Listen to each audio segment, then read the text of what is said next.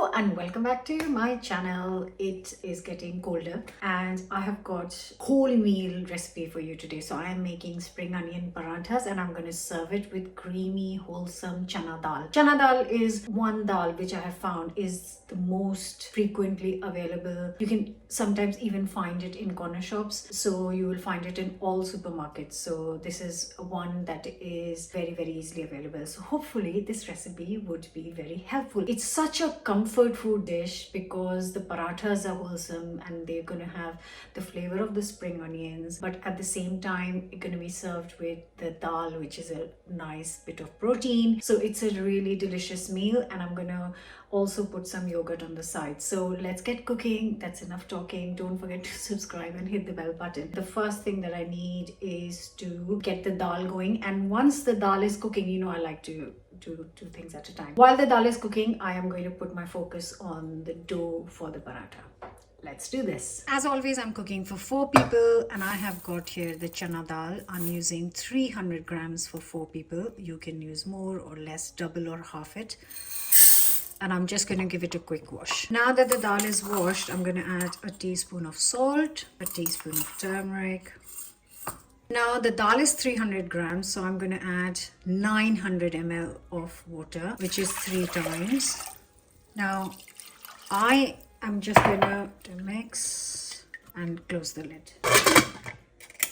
So I have put the lid on and my pressure cooker does whistles, so I am going to cook it for around 4 to 5 whistles. I just want to tell you now, chana dal, you can find all sorts of different dals on my channel. So the red dal, tur dal, moong dal, these dals take less time to cook. They can cook in literally 10 to 15 minutes any time between it. Now chana dal takes a bit longer to cook, so if you don't have a pressure cooker, I have got a tip for you. You can soak it in some water for an hour or 2 hours, and that will mean that your cooking time will reduce very slightly. And if you don't have a pressure cooker, you can still make chana dal. Obviously, just use a normal pan, same measurements, everything same. Now this might take around 15 minutes to cook, whereas in a pan, for chana dal you will need at least 35 to 40 minutes to cook. Still try it even if you don't have a pressure cooker. I'm just using this because I'm used to it, but I do want to tell, because a lot of you following here don't have pressure cookers, because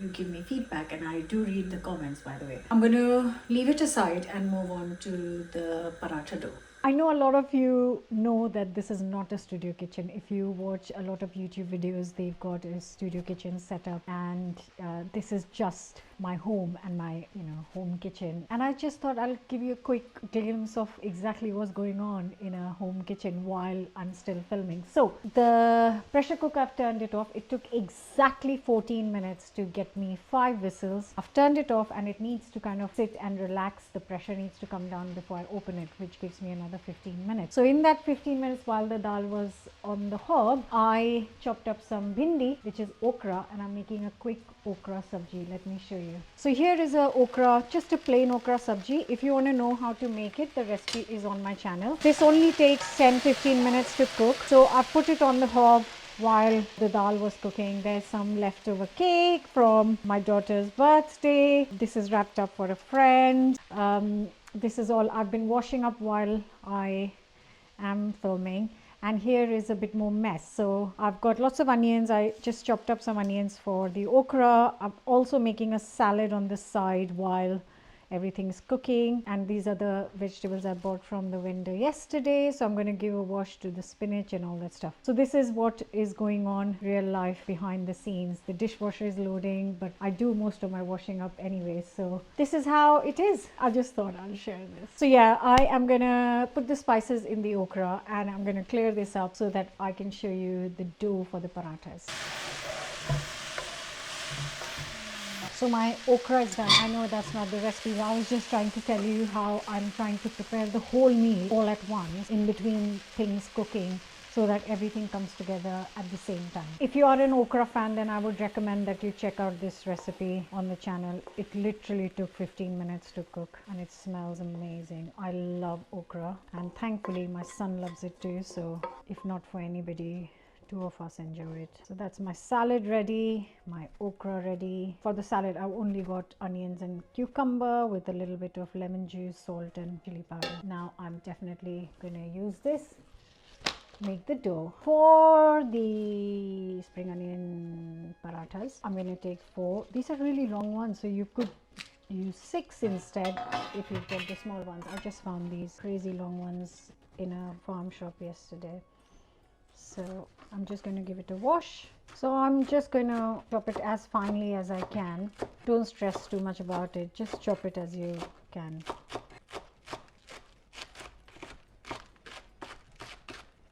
So green and white, everything goes in.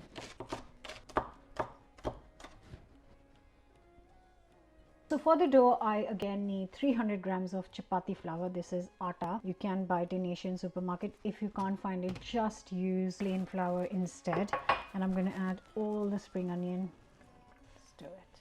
Now I'm going to add half a teaspoon of salt to this. And half to 1 teaspoon of chili powder, depending on how much you want. I'm adding 1 teaspoon. Just with every other flatbread that I make, I'm going to add water little at a time and see how much it needs. Stop when you've got a nice soft dough.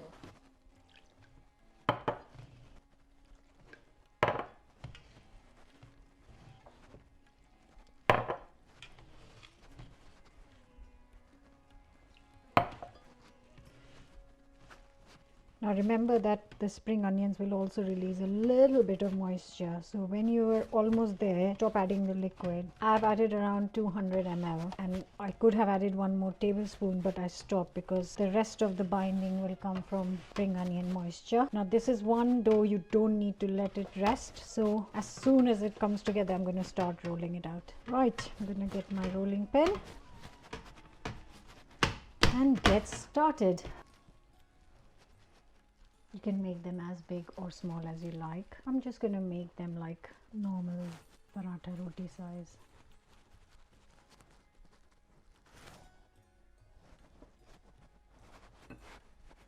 You definitely need the flour because it gets a bit sticky because of the spring onions.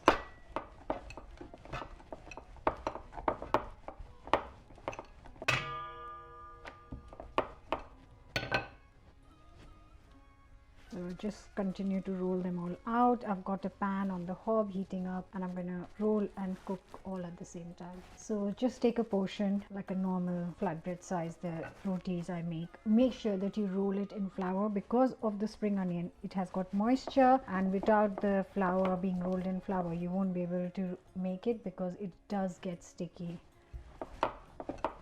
Because these are parathas, you can make them slightly thicker, but I'm going to keep them medium thickness. So I'm going to roll all of them out. My pan on the hob is heating up, and while that's heating up, I'm rolling a few, and then I'm going to cook and roll all together. Roll one while the other one is cooking, basically.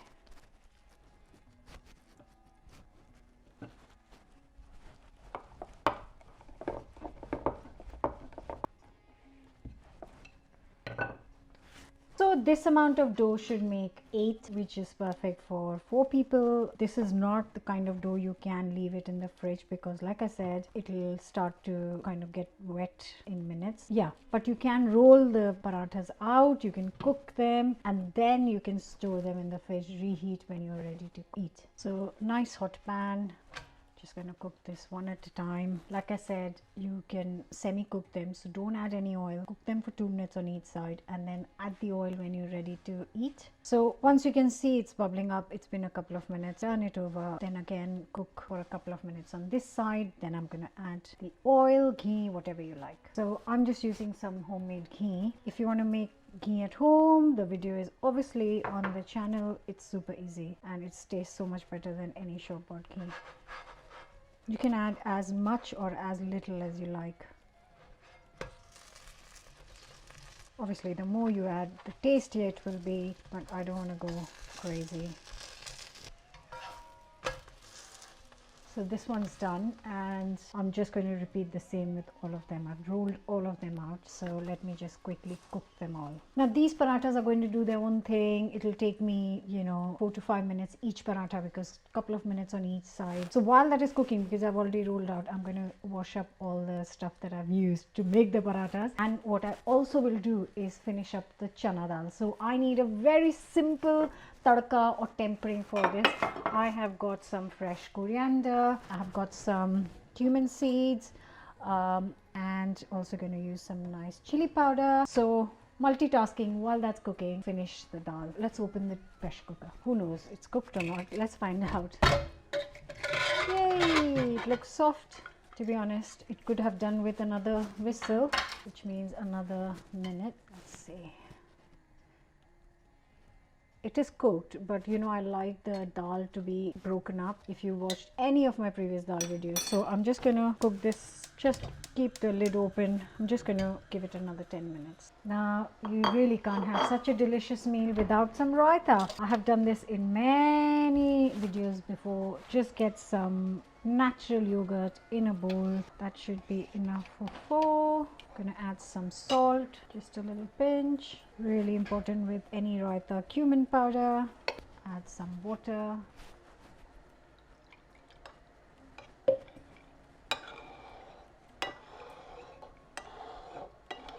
If it's too thick, then the bundi that I'm going to add to this now won't absorb the liquid. So bundi is gram flour balls. So basically it's a gram flour batter fried. You can buy them ready made. You can make them at home, but honestly speaking, I have never made bundi at home, because it's one of those things you just buy ready made, because it's too much faff to make a little bit of bundi. Anyways, mix, and my raita is ready. Right guys, so the parathas are all cooked. I've changed to a small little pan to make the tempering or the tadka. I just want to show you now this dal is cooking. Look, it's broken up, which completely changes the texture and also makes it more flavorful. Now you can keep it vegan, make it in oil. I have got my homemade ghee today, so just a couple of teaspoons of ghee, and I'm also going to add a drop of oil to stop it from burning.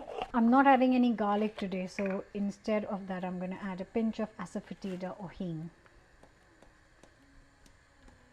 100 ml of boiling water, just to get it a little bit more flowy. I don't want it too runny. Back my attention to the tempering. I am just chopping up a handful of fresh coriander leaves as well. Now once the hing is all bubbled up, I'm going to add a teaspoon of cumin seeds, just a little bit of chili to your taste, and then turn the heat off and add the coriander.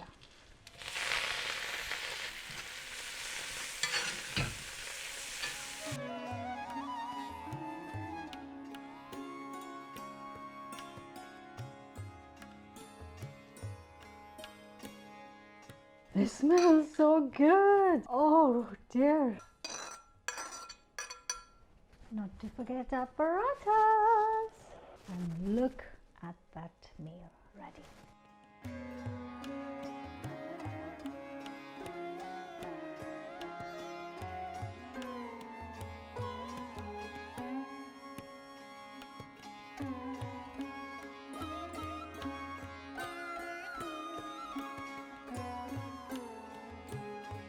I get to serve this. So first is some salad.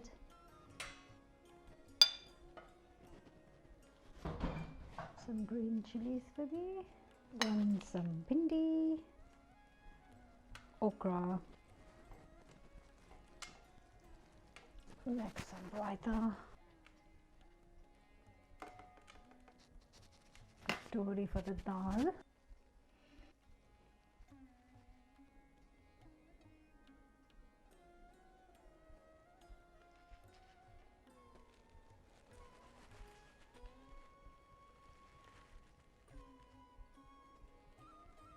This is the kind of food I absolutely love. I love making different cuisines, but this is like the wholesome essence of Indian food. A proper thali with a bit of salad, some yogurt, some protein, some vegetables, and obviously your carb. That is a meal for any occasion, and I cannot wait to tuck in, which is why I'm tucking in.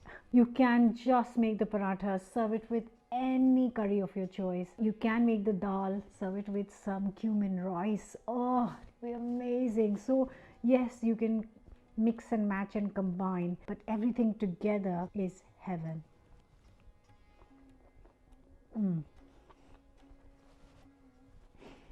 I am so stuck for words today. Chana dal just tastes different. It's as if you've added cream to it, but it's just the texture of the dal. I really hope you'll try it. Like, share, comment. I try and read and reply to all your comments. So let me know your thoughts on this. And if you cook this, definitely let me know. Enjoy. Don't forget to subscribe and be back with another new recipe soon. Bye for now.